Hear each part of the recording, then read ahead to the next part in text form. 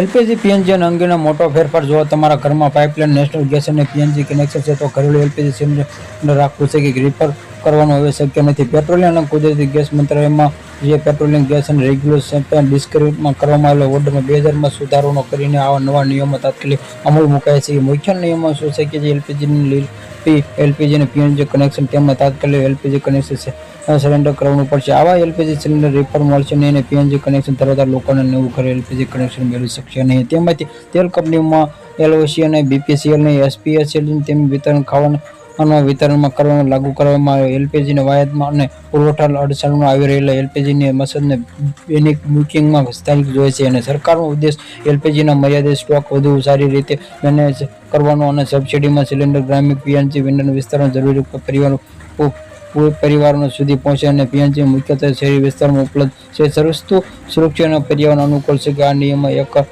ઘર અને ઇંધણમાં નીતિ તરફ મહત્વનું પગલું કરવામાં આવી રહ્યું છે કે તમારા ઘરના બંને કનેક્શન તાત્કાલિક નજીકમાં એલપીજીનું વિતરણ અથવા કે એલઓસી અને બીપીસીએલ એસપીસીએલના પોર્ટલ પર આવેલી અને જે સરેન્ડર કરવાના આ કોઈ કાનૂની કાર્યવાહી થઈ શકશે અને તેમાંથી ક્ષેત્રમાં એલપીજીની માંગ ઘટશે અને ગ્રામ્ય વિસ્તારોમાં સિલિન્ડર ઉપલબ્ધ વધતા વધશે.